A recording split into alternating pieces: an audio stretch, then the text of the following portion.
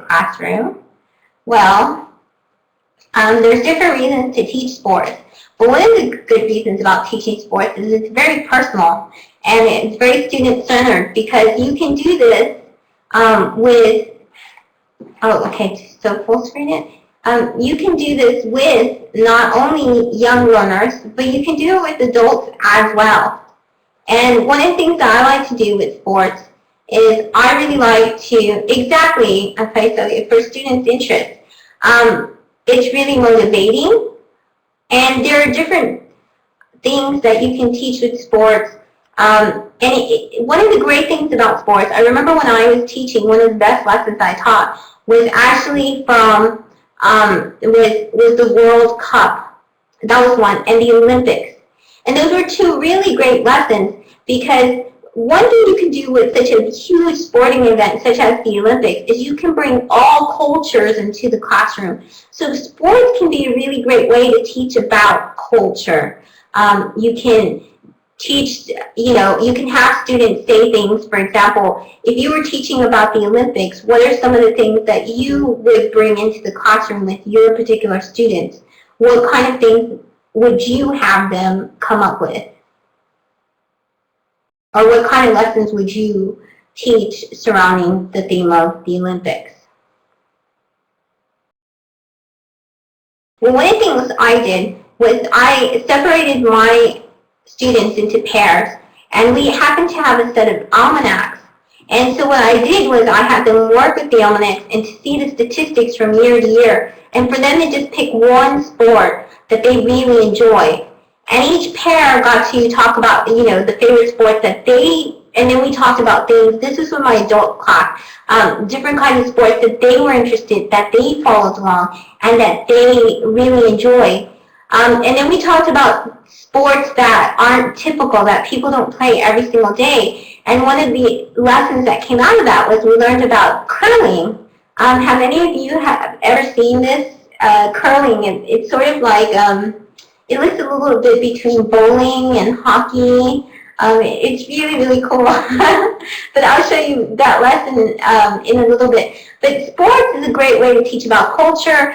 It gathers any interest from any grade level. You can use this with 4-year-olds, which I have, all the way to 80-year-olds, which I have. And one of the great things to do is to ask the students, what kind of sports do you play? Why don't you introduce us to them? But not only why, when you think about it, it's really great if they can teach others their favorite sports. This works really great with adults. I have my adult classes, they come in, they show us pictures of them playing or doing a specific athletic activity. And their favorite, is preferable, but, they don't have to do their favorite. And then they can show us, and one of the things, like for example, if they do yoga, if they do Tai Chi, in Germany, the people here are very, very, very active. And the alternative is, if they don't have something that they can show us, they can also show us a video. Now, I prefer in that instance, I'm very into technology, but in that instance, I do prefer if we have one of the students show us like yoga steps, and actually we can do that as a class. It's a few things, but it's really great when we can be active and moving out of our desks, which is another reason why to teach sports. When you think about kids, especially, or adults, if they take your classes, some of them will take it after they get out of work. They'll take it after sitting all day for hours and hours, and most people aren't very active. So it's a good way to get them out of their seats. It's very, very healthy. And that's one of the best ways to teach sports, is because it's full of movement. But it's a great thing if you can have the students actually show others the sport, and each of them take a certain sport that they enjoy and then present it to the class. Now, I like a little hands-on approach, but they can also, if they're not really into doing sports, but they like to watch a sport, then they can show you maybe their memorabilia, they can show you a video. So these are all very student-centered type of activities. And that was something we had talked about in the Brazil ELT chat, BR ELT chat yesterday, was to make sure that it's very student-centered. And I remember with a lot of the sports activities, that's what I did. Take it outside. When you have sports themes, there's so many concepts that you can teach with sports. You can teach verbs. You can teach health. You can teach movement. You can teach culture. Things such as hit and swing. And these are actually real-world things that your students would be interested in knowing, because a lot of your students, especially if you teach students from different cultures, will be able to talk to another person in English about sports. This is something that is a common topic that is often shared, especially in small talk. And the majority of our students will do small talk when they travel abroad, and these are some of the things that they'll be able to do. Even adults like to go outside. They like to move around. They like to have movement.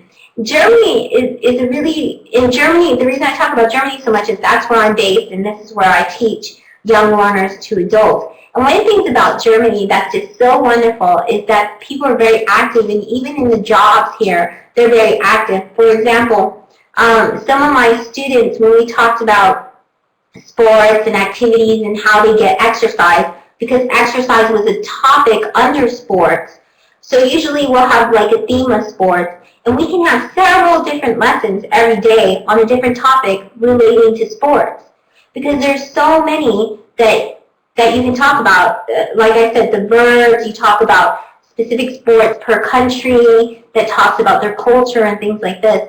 But so one of the things they talked about was their active sports lives at work. And it was really interesting to hear how with the German culture, a lot of businesses will have an hour a day where the participants do yoga. They have hours within the day where all of a sudden they'll have aerobics. The whole entire office of people, they have a little man that goes inside their computer screen, and he pops up and he says, okay, it's time for us to do exercise. And in the chair, they do exercises together. So I thought this was a really interesting thing that I was able to find out with my students. But I do like to take them outside. And one of the great things that you can play indoors or outdoors, a great game, is to mime sports. So I'll show you in a little bit some flashcard sites where you can actually get the flashcards of the sports, and it says the names and stuff. And one of the things you can do with the flashcards is you can give them to the students, and then you can have them play charades, where everybody has to guess what kind of sport that is. Now, the harder the sport, the better, because they have to guess what curling is, or they're going to get some things like soccer or football and things like that. Yeah, exactly. You can include boys and girls, so it's really fantastic. And this works really well for boys, especially for young learners, because the young learners, they love, the boys always love to be very active, and they love sports. So what concepts fit well with sports? We talked about verbs, and some of the verbs that come up naturally is kick a ball. Instructions too, directions. Yes, volleyball, the names of different sports. You even get into discussions with names such as, we can do polling. That's a great way to get your students involved in this as well. If you teach something like, what are your favorite sports? Or at the beginning, when you come up with the theme of sports, you can even ask your students, you can put a poll up of all the sports, and you can see which ones they already know, which ones they have played, and which ones they want to talk about them. Since there are hundreds and hundreds of sports, you can go to the Olympics website, and you can get a list of all these sports activities. And then what you can do is you can have your students vote as a class which sports that you will talk about, which sports that you will introduce into the class, and things like that. And then the students have they have a choice. And when they have a choice, then they have really big interest in it.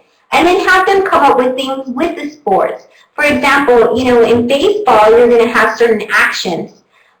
So one of the things I like to do is get them to do pair work, and then they act sort of like one of the students will stand and will tell the other student what instructions to do with the sport, and that student has to guess the sport. So for example, let's say that student A had baseball.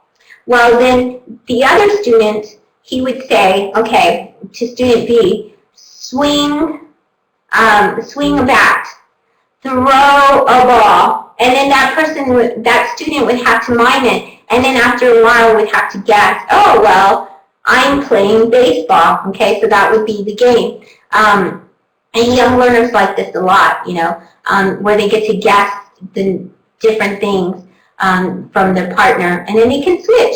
So that's a really good activity they can do. So you have directions, you can teach different types of exercises as well, body movements, directions, verbs, throw right, throw far away. You can teach adverbs.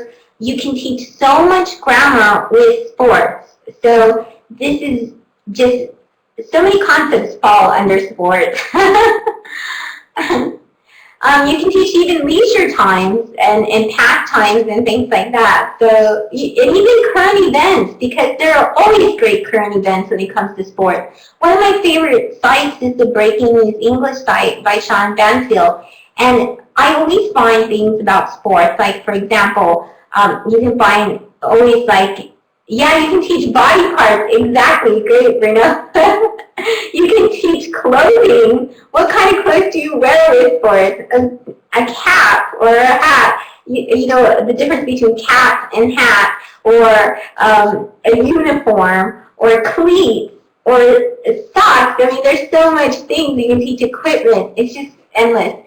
This is one of the things that I like to do with my learners, too, is I like to put it in the wiki. I embed in a wiki what some of the concepts are. This is for my young learners, but I also have one for my adults, and I'll show you those towards the end when I'm sharing those screens. But right here, you can see where I suggest a book that has to do with the topic of sports. Then I put an easy game, Dress Dolly for the Right Sport, so that one's showing the concepts. This is all for young learners, 4 to 10 years old. And this is what they do with their parents at home. Paint the names of some sports. And then the difficult, if the first game is too easy, play basketball and learn prepositions, which is a really good site there for students to learn prepositions and also have an online game. Now, these are online activities that they can do that relate to the book. Now State of the Day is a book about baseball, and it's a really great game, a really great book that talks about teammanship. And, that's one of the things you can teach with sports is it's very collaborative. So even when you're playing sports outside or inside as part of the lesson, it's such a great way to have your students come together and really share what they've already learned in class. So for example, if you say, if you decide that the whole entire class is going to play baseball, then what you can do, or softball, is you can have them learn kind of chants like, hey, batter, batter, or something like that. And what you want to get them and encourage them to do is constantly be speaking throughout the game. Oh, run to third, or have them cheer. And their cheering is a way of motivating them to speak English. So really think about, having them gather and go outside and play these games as well, because it really gives them an opportunity to speak together. And then I give some activities for the parents that they can do at home, which is the mining sport game I already talked about, and then also to name the types of items you need to play a sports game and then to play it. And the wiki is a great way to have parent engagement. I think it's really important to have parents be able to play sports anyway with their children. So if they're playing the sports with their children, then if you, for example, maybe you don't have a computer, if you do, it would be great if you could email, for example, I always email my parents the vocabulary and things like that that we have, so that way they're able to use these English terms with their kids. And it's also a reminder, it's like, hey, this is what we're doing this week, we're playing sports. When you go outside and you spend time with your child, play sports like we did in class, and here are some phrases that maybe you can repeat together while you're playing the sport. So that's one thing that I really like to do, is to engage the parents to kind of enforce this in the home. Some people don't believe in homework, but I really think that for language learners especially, it's really important to motivate them in different ways to speak the English and use it outside of the classroom, because then they get to interact with the real world. And once they do that, it becomes part of their cognition, their permanent storage of memory. So that's one thing I like to do there. And the wiki is a great example. But, you know, even if you don't have that, you can always print the vocabulary or print what you do and send it with parents if you don't have access to the technology. So there are still ways, offline and online, to really teach sports. Now, there are lots of web resources on how to teach sports that I will share with you next. I love this picture. This is one of my favorite pictures. Well, let's go ahead and play a guessing game. Okay, so what kind of sport is this? Oh, Fiverr, thanks for coming. Can anybody guess? Okay, so what these are here, the picture is, and what sport this represents. And this is one way to, okay, it starts with a B.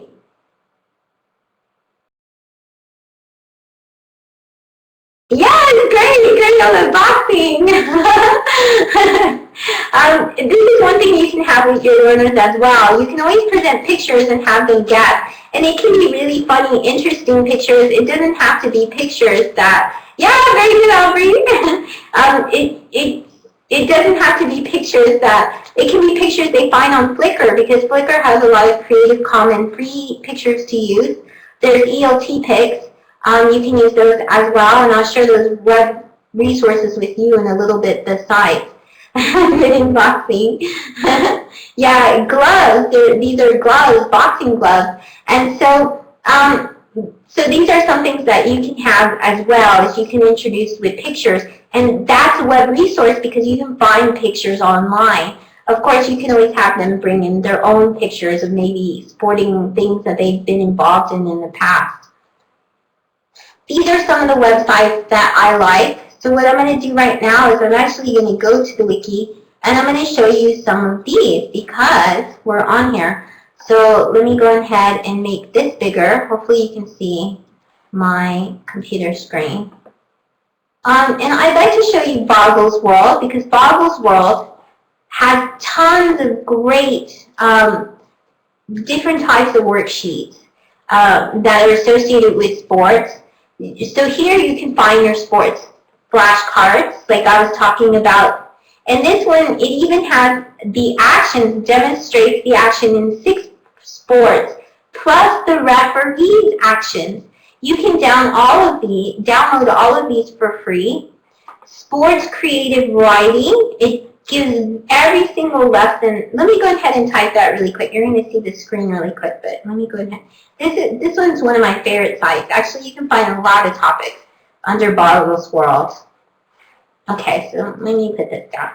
Okay, it has this different bingo cards, and you can even create your own bingo cards on this website. So you can make it very specific of what kind of sports that you're teaching that day. And that's one thing great about sports is because you can categorize it. You can categorize it into winter sports. You can categorize into spring sports.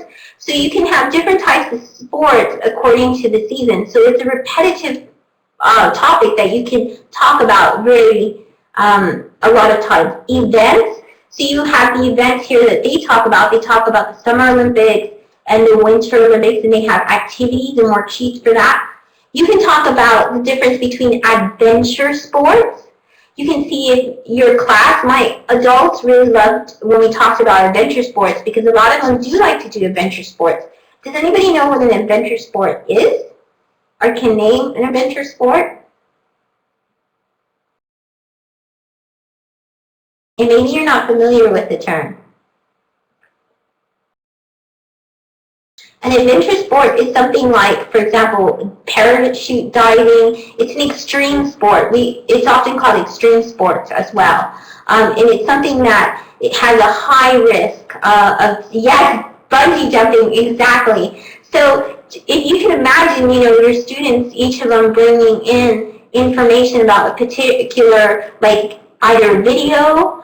In the past, we have done wall wisher, and we have on the wall wisher, we have put different types of active sports, like for example, someone skiing and having an avalanche, or snowboarding, or someone doing. I learned one from one of my students that he wants to do, which is helidiving. And helidiving is apparently when you come in from a helicopter and you ski down a slope. So there's a lot of things your students will show you and teach you about sports, especially when they get very excited about it.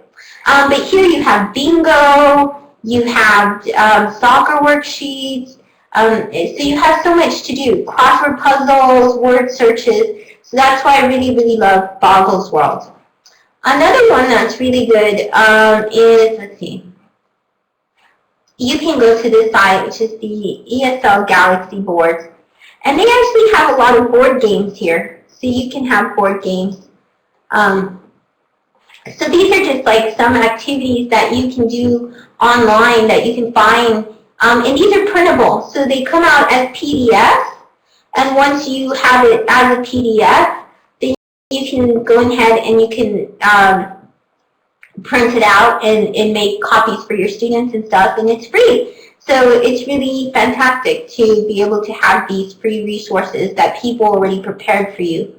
Another one is, let's see, there's one from Sean Banfield.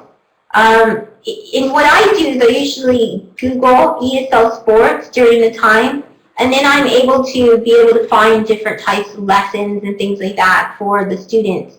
One of the ones I did was, let's see, I think there's Sean Banfield that's on that list too. So let me get those. Here it is. Okay. So this is Sean Banfield, and he does breaking news English. And he has discussion questions for your adult students. So you can have different things. Student A asks this question, student B asks this question. So for sports, there's just so many things that you can do, and there's so many resources out there. Those are the websites that I've shared. And what I'll do is later I'll actually put those within, where you can easily access the majority of these type of I'll tweet it on Twitter if you're on Twitter, and I'll put it on the Facebook too, the different links for these sports activities. But there's so many different sports that you can do. So I'm going to show you the one that was on my ESL Wiki, so you can kind of get an idea of what some of those things look like that I was sharing. Oops, where did it go? Okay, well. Okay, so this is my wiki for the kids. And I have different topics here, and we're going to explore sports. So the one that we have for sports, we have parts of the body. Okay, so one of the things that I like is this one about the prepositions.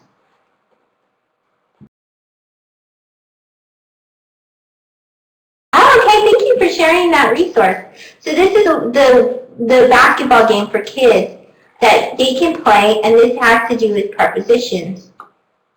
And this is a pretty good online game that the kids can play at home. And what I found is that the parents told me that during their free time at school, the kids will also play this at school. So they get a choice. They can make a 3-pointer, a 2-pointer, or 1-pointer. So, okay, so which one do you guys think we should go for? Do you want to go for a 3-pointer, a 2-pointer, or a 1-pointer? I wonder if I can make this bigger. Okay, I'm going to try to make the screen bigger for you. Here we go. Okay, so which one do we go for the 1-point shot, the 2-point shot, or a 3-point shot? I'm asking you. So I'm waiting for an answer here. So you can see the game being played.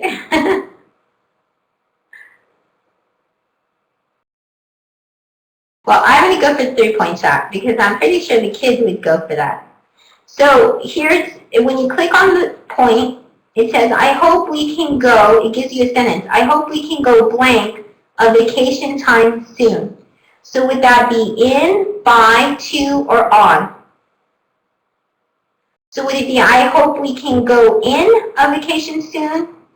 I hope we can go by a vacation soon? I hope we can go to a vacation soon? Or I hope we can go on a vacation soon?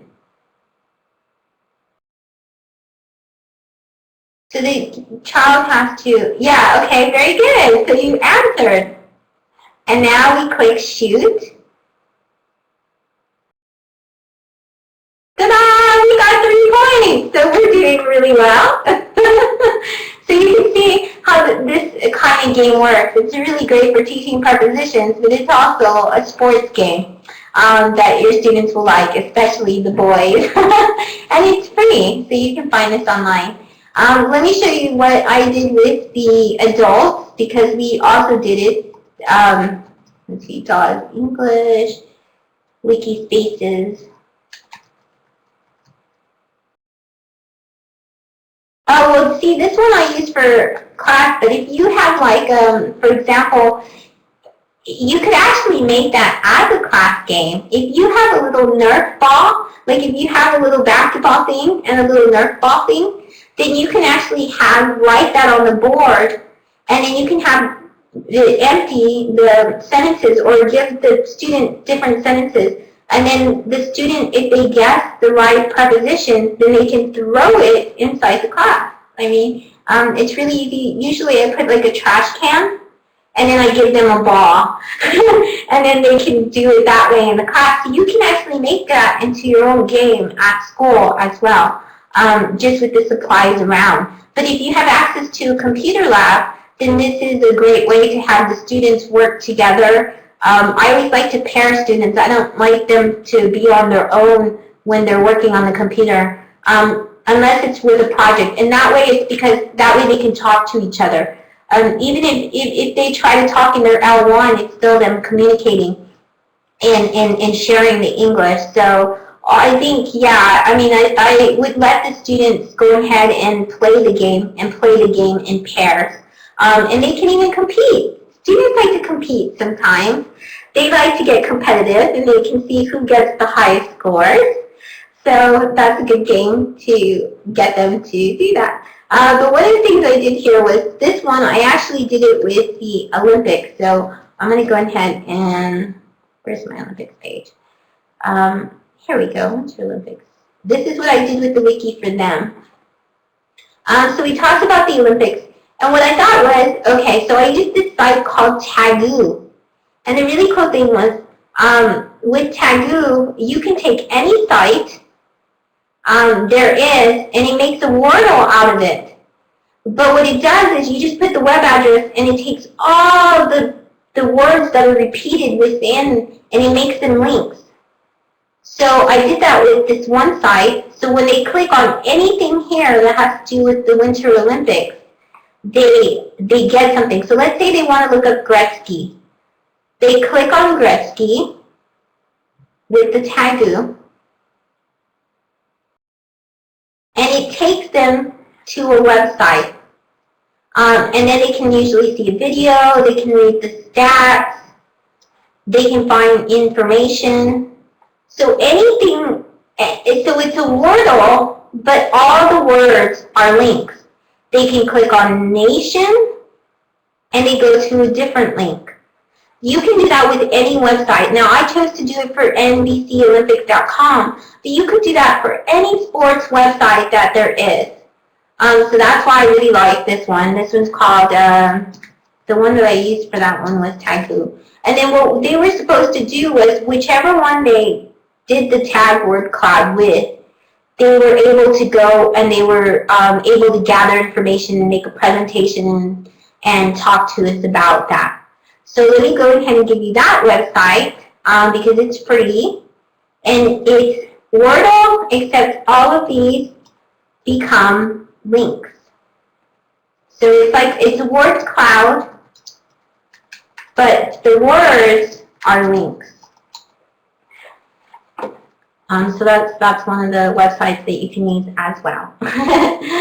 So I think that's about it. There is the British Council. I have that one listed as well, the British Council, but the British Council has a great website. You can do search. There is another website for young learners. It's called Genki English, Genki Sports. I have that one up there. This one's really good because it has a really great song. The song goes, "What sports do you play?" And it tells you the hand movements. If you buy something, this one you have to purchase, though, some of the stuff. Not all the stuff. That's why I put it down there, because it has a lot of free stuff on here. A picture book, things that you can do for free. But if you pay, then you get the worksheets. But you can always go to Boggles World to get the worksheets. But here, they can click, and then you can hear what the pictures say. The pictures actually talk. Of course, I don't know why it's not talking. Tennis, soccer, basketball, volleyball, baseball, rugby, badminton, table tennis. So that's, here Richard on his site, he has a lot of different kinds of games like that that you can play and stuff like that. So that's why I put it down, because I think it's a really good thing to put on top of the board or something, and then the students can come up and they can tag it or something on the whiteboard or something like that if you have it, or to project it. I have an LCD projector, so we just project it on the computer screen and stuff. So these are some of the websites that I have showed you. I'm going to go back, and there's plenty more. This will be available during the recording, so you'll be able to see a lot of that. And then finally, the last thing I wanted to show you was that they can even play it, like I said, on their mobile phone. This is the app that I was showing you. AR Soccer is the name of the app. And we were actually playing that app. Let me find it. You can see it on the webcam, because I'm going to show it to you on my webcam. And that's what it looks like. And when I press play, it's free. The kids, they play together. Now that's me and my buddy, Richard Nutrish, and we're playing the game. You can see me with the phone there. I'm, holding it, and him and I are playing against each other. And that's the way it would look for your students as well. It's very easy, and you can play it anywhere. See, we're playing it on a floor there. But I've even played it with Roscoe on the grass, and the kids can do that. You can have them play it either in the classroom, they can work in pairs, and they can tell each other directions. Kick the ball to the right, kick the ball to the left, don't kick so hard, kick soft, kick slowly. So this is a really great way to get them to use the language and talk to each other, and also move around, because moving around is really great for kids. And that's my information. If you have any questions, or if you just want to get the links to the presentation or anything like that, then just you can reach me at shellyterrell@gmail.com. And just to let you know that there's also, this will be the wiki, but it's not up completely yet, the sports side. But I will try to put it on the sports. And I'll go ahead and give you the archive of where you can find all the videos, the past videos and webinars that we've done. So hopefully I can see you next Friday when we talk about mysteries in the classroom, and I'll show you this fantastic lesson I came up with on how to go ahead and use forensic science inside your ESL classroom, and a great lesson that I did that the kids really, really, really loved, and it lasts like weeks and weeks because they just loved it so much, and there was so much great vocabulary that came out of it. But what I want to do is now come back and then open up for questions, because I think some of you have questions. So I'm going to go ahead and stop sharing my screen. And then, Kaiso, did you want to ask a question? Just click on the mic, and then you can ask your question.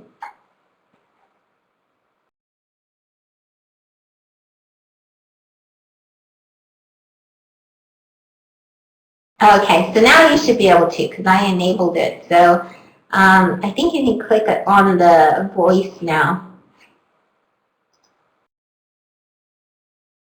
Hello? Hello? Yeah, thanks a lot. Clear? Is my voice clear?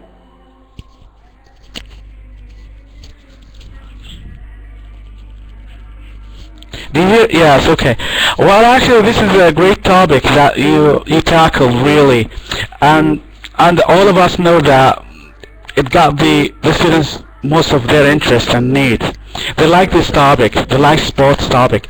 What I usually do with my students that sometimes because you're right. Sometimes we can go outside and they like this idea that we go outside and then we can play the volleyball or football or tennis. But sometimes what I did that sometimes I'm miming. I do the miming because I believe that in this learning style of the students actually so it's like miming um, because if you want to play the game inside the class you need space and you need it depends on the number of students that you have inside your class and actually if you have enough space you can do it inside the class, why not?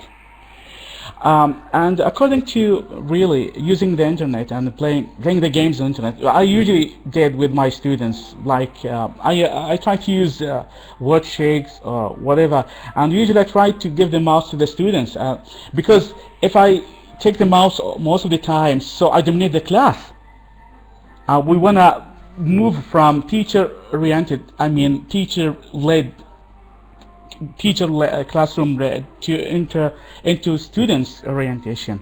We need our students to control themselves, why not? Okay, thanks That's a a lot. I don't want to say more.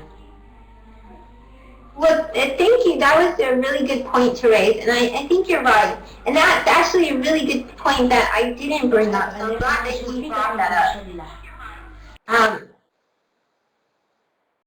I think you might have to turn the mic off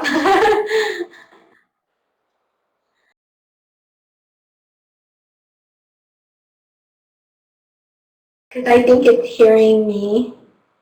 Okay, great. Well, thank you. You brought up some really good points, and that was something that I forgot to bring up. With yeah, it really depends on whether some sports. It's going to depend on the amount of students that are in the class.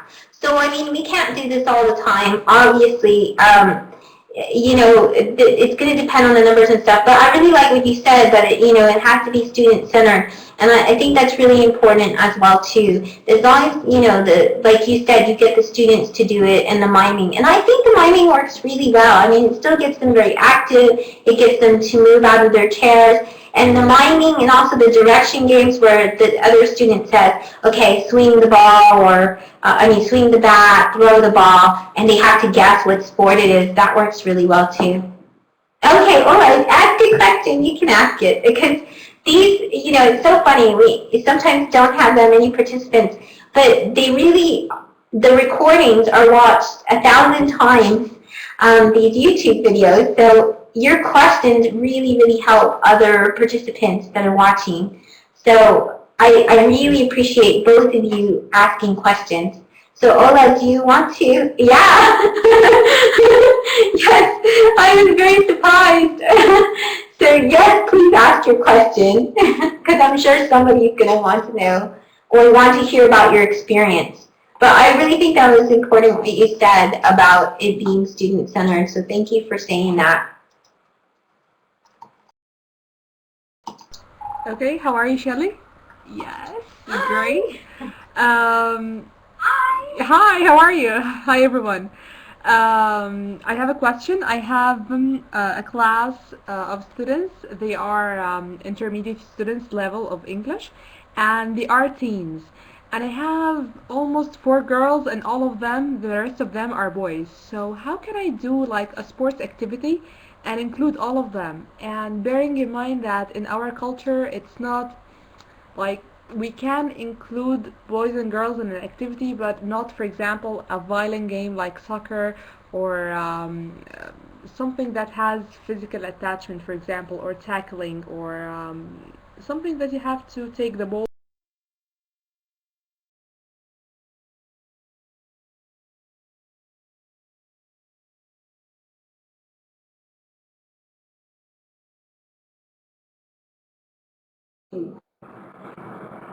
That's a good question. Actually, that's a really good point because that brings up again the culture aspect of sports. And, I think that's actually a good topic to think about, and that's a good question to ask your students as well to say, okay, well, we want to do sports, but we want to do something, what's a good game that you wouldn't have to be violent with, or what kind of sports can you do? Now, that's another concept that you can teach too. There's single sports, and there's also, that's a really good suggestion. Faisal says divide into girl team and boy team. Although it would be a very small girl team because there's only 4 of them. But there's group sports that you play, and then there's single sports that you play. So they might be able to do something like volleyball, where they just kind of bounce the ball back and forth, or they can do parts of sports. So, for example, maybe they can play something like where they just bounce the ball back and forth. With softball or baseball, they can just throw the ball back and forth, or something like that. So those kind of games. And when they do it, they have to do something with it that's language related. Like, for example, the prepositions. Each of them has to answer a preposition or something like that. So it may be that you can't play all the sports, but you can definitely do the miming stuff that Faisal was talking about. And then you can also do the directions one. And then you can also have it to where they can do things like bounce balls back and forth and stuff like that if you want to get them into the exercise. You can have them do yoga or aerobics or something like that is not like doing jumping jacks, like a Simon Says sports. Simon says, do jumping jacks, 10 jumping jacks. Simon says, run in place, jog in place.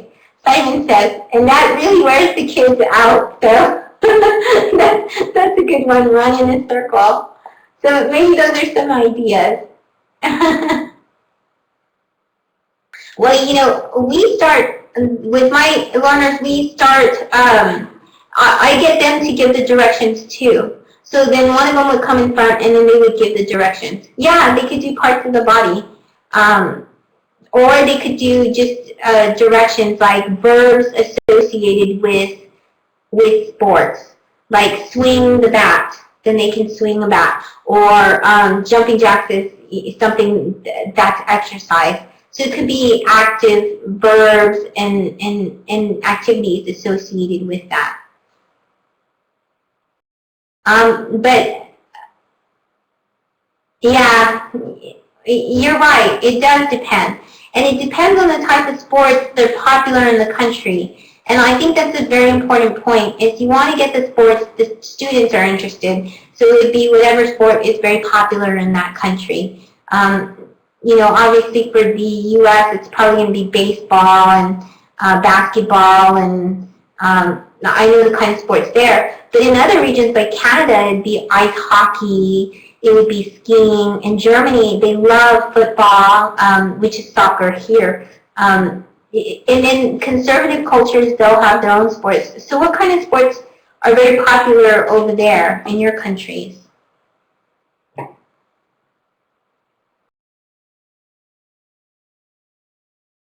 And then rugby is actually a pretty popular sport here as well.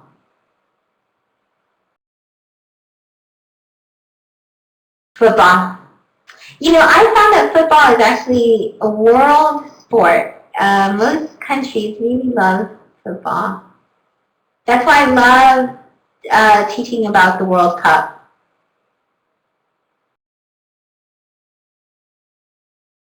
Well, thank you so much for being with me today, and thank you for talking about the culture, because I think that's one thing good about sports.